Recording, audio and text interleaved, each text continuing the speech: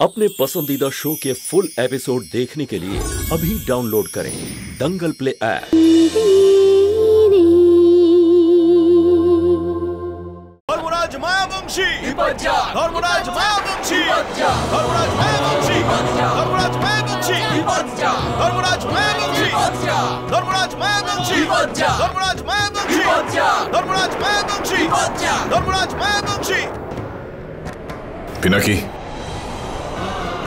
এত সহজে ওই বিরাট সাংভিকে আমি জিতে যেতে দেব না। যা খুশি হয়ে যাক, আগামীকাল সকালের মধ্যে এই কনসাইনমেন্টটাই কারখানা থেকে বেরোবেই। তোমার পক্ষে যা যা করা সম্ভব তুমি করো। এই মহেশের খোঁজ লাগাও তুমি। আহমেদাবাদ, বরোদা, সুরাট, আমাদের সমস্ত লোককে তুমি কাজে লাগিয়ে দাও, যাতে মহেশকে খুঁজে বার করতে পারে। 1 ঘন্টার মধ্যে মহেশকে আমি এখানে দেখতে চাই। এই বিয়েটা এই লগ্নেই হতে হবে। ধর্মরাজ মায়াবংশী, ধর্মরাজ মায়াবংশী, ধর্মরাজ মায়াবংশী, ধর্মরাজ মায়াবংশী, ধর্মরাজ মায়াবংশী।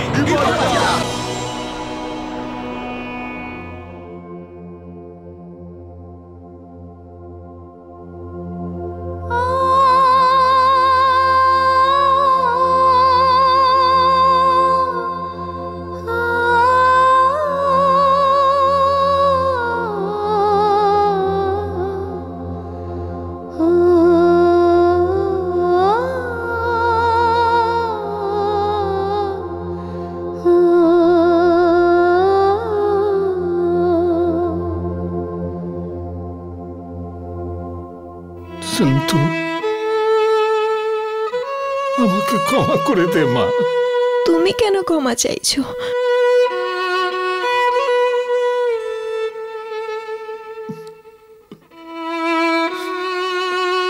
দাদু, তুমি কেঁদো না।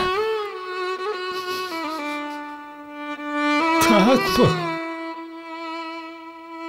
এই চোখের জলই বলে দিচ্ছে যে আমি তোর দাদু হওয়ার যোগ্য নই। না তোর বাবার মতো আগলাতে পেরেছি, আর না মায়ের মতো খুশি দিতে পেরেছি।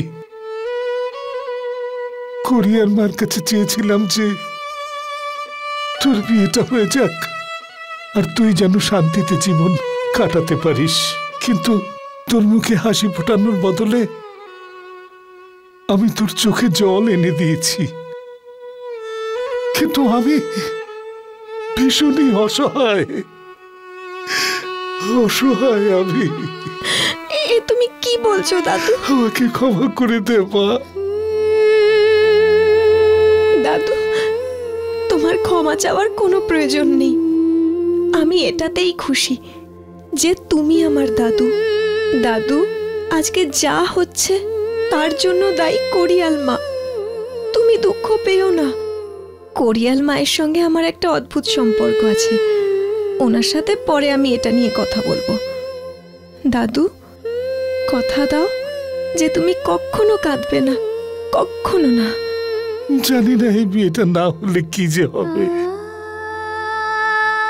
ভগবান আমার থেকে অনেক আনন্দ ছিনিয়ে নিয়েছে, তবু আমি কোনোদিন অভিযোগ করিনি। কিন্তু আজ যা হলো তার জন্য ভগবানকেও জবাব দিতে হবে। हे जिया परम पार प्रभु अवगुण मारा, हे माफ करो ने मोरारी रे,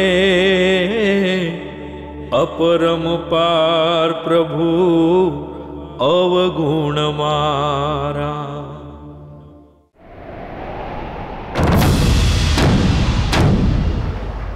মালিক, মহেশের খোঁজ পাওয়া গেছে। ও সুরাটে আছে।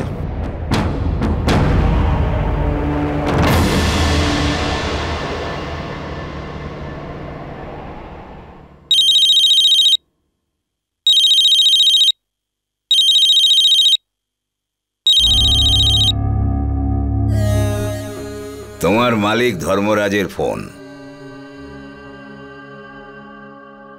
নমস্কার ভাইরা ভাই, ক্ষমা করবেন, ফোন তুলতে একটু দেরি হয়ে গেছে।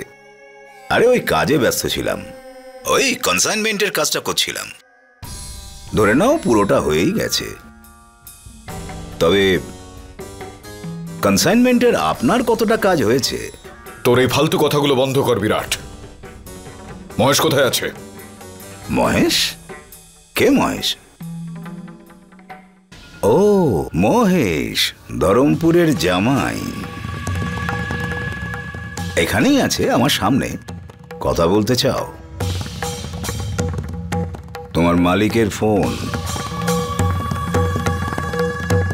মালিক? পালিয়ে গেছিস তো গেছিস, তাও আবার বিরাট সাংভির কাছে। শুনে রাখ ছেলে,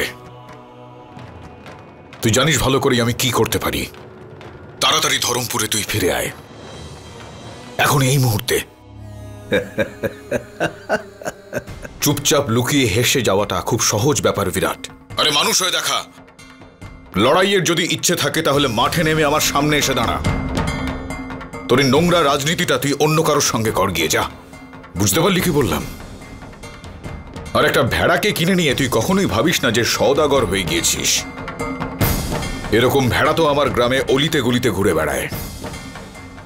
আমি হলাম গিয়ে বাঘ, এটা কখনো ভুলবি না।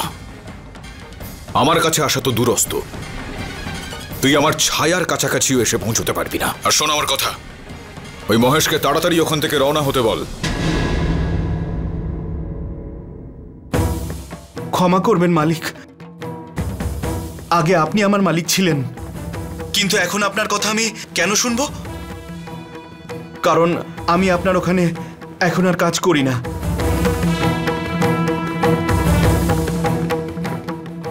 শুনেছ? ধর্মরাজ মাহিয়া বংশী, ধর্মরাজ মাহিয়া বংশী, ধর্মরাজ মাহিয়া বংশী, ধর্মরাজ মাহিয়া বংশী, ধর্মরাজ মাহিয়া বংশী, ধর্মরাজ মাহিয়া বংশী, ধর্মরাজ মাহিয়া বংশী। ধর্মরাজ, নিজের সঙ্গে নিজে লড়াই করো না, সেটাই করো যেটা আমি তোমাকে বলেছি। নিজে নিজেই সমস্ত বিঘ্ন দূর হয়ে যাবে। পিনাকি, যে কোনো একটা ছেলেকে খুঁজে নিয়ে আসো যে আজ রাতে মাধব সোলাঙ্কির নাতনিকে বিয়ে করতে পারে। যোগ্য হোক বা না হোক, আমি ওকে যোগ্য করে তুলবো, জীবন গড়ে দিতে পারবো আমি ওর। যেরকমই হোক সেই ছেলেটা, একটা ছেলেকে খুঁজে নিয়ে এসো। সে কোনো জানোয়ার নয় মালিক, সে একজন মানুষ।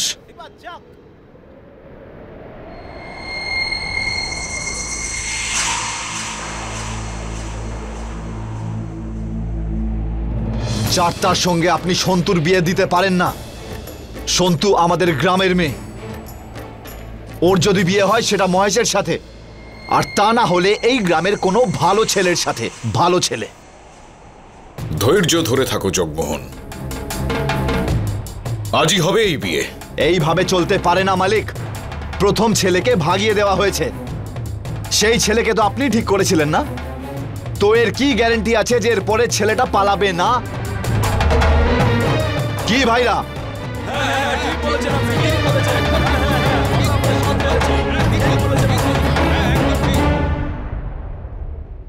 फुल एपिसोड देखने के लिए अभी डाउनलोड करें दंगल प्ले ऐप।